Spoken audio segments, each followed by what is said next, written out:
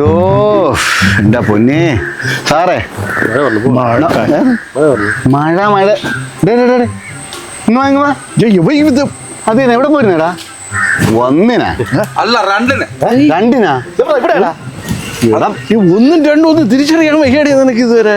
അല്ല സാറേ വേറെ കാര്യം അതുവഴിയൊക്കെ ആൾക്കാർ നടന്നു പോണെന്ന് അറിയാൻ ആരുമില്ല നാട്ടക്കേസ് എടാ നിന്റെയൊക്കെ വീട്ടിലെ ഇവന്റെയൊക്കെ വീട്ടില് കക്കൂസ് പോലും ഇല്ല അറിയാമോ? അല്ല ഇവിടെ ഒന്ന് കാണിക്കുന്ന ഒരു കാര്യമുണ്ട്. അവനെ മാത്രം കുറ്റം പറഞ്ഞിട്ട് കാര്യമില്ല. ഇവിടെ പലരും വീടുകളിൽ സെപ്റ്റിക് ടാങ്ക് ഉണ്ടെങ്കിലും അത് എന്തൊക്കെ തരത്തിലാണ് നിർമ്മിച്ചു വെച്ചേക്കെന്ന് അറിയാമോ?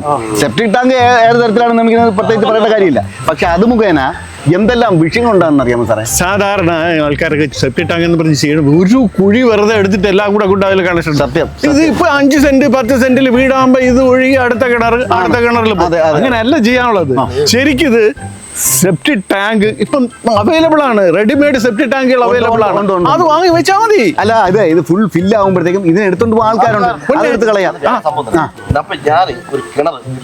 കുഴിക്കാൻ കറക്റ്റ് അടുത്ത വീട്ടിൽ തൊട്ട് മുകളിൽ കൊണ്ട് സെപ്റ്റിക്. അയ്യോ സത്യം.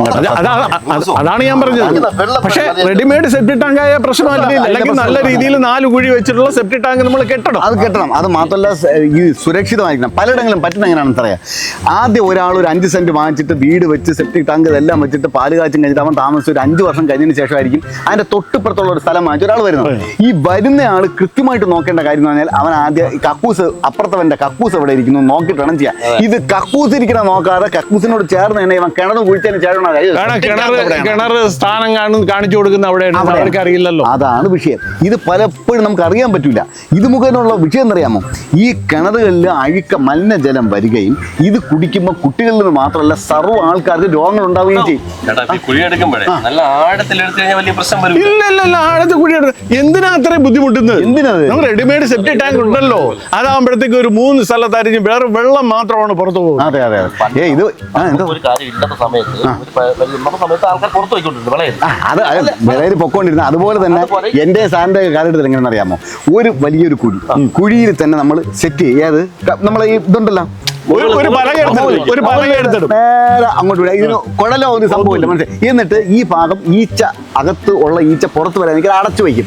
ഇങ്ങനെയുള്ള വീടുണ്ടായിരുന്നു. പിന്നെ അതിനുശേഷം ഈ പുറത്ത് പോണത് എന്ന് പറഞ്ഞില്ലേ, പുറത്ത് പോകും തോറും ഈ അവിടെ എല്ലാം മലിനമാവുകയും ഒക്കെ ചെയ്യും. സമ്മതിച്ചു. പക്ഷേ അതുവഴിയുള്ള ആൾക്കാരുടെ പോക്ക് വളരെ കുറവായിരുന്നു. ഒഴിഞ്ഞ ഒരു സ്ഥലത്തായിരുന്നു. ആ കാലഘട്ടത്തിലാണ് കോളറ പോലുള്ള മഹാമാരികൾ വന്ന് പിടിവിട്ടത്. നേരത്തെ അതിനുള്ള സംവിധാനങ്ങളില്ല. ഇന്ന് നമുക്ക് അതിനുള്ള സാങ്കേതിക സംവിധാനങ്ങൾ പക്ഷേ എന്നാൽ പോലും ജനം അത് ഉപയോഗിക്കുന്നില്ല. അണ്ണൻ പറഞ്ഞില്ലേ ഈ ബാത്റൂമിന്റെ കാര്യം? ഞാനൊരു കോട്ടയത്ത് ഞങ്ങളുടെ വീട്ടിൽ താമസിച്ചത്. ചേട്ടൻ പറഞ്ഞ പോലെ തന്നെ ബാത്റൂമില് അതിന്റെ മുകളിൽ തന്നെയാണ് ക്ലോസറ്റ് സെറ്റ് ചെയ്തിരിക്കുന്നത്. പഴയ കാലത്ത്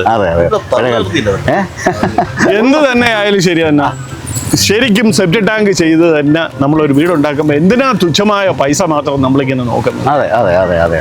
അല്ല അത് മുഖേന ഗുണങ്ങൾ മാത്രമേ ഉള്ളൂ. തീർച്ചയായിട്ടും എല്ലാവരും അങ്ങനെ ചിന്തിക്കട്ടെ എന്ന് നമുക്ക് പ്രാർത്ഥിക്കാം. അത്രയേ ഉള്ളൂ.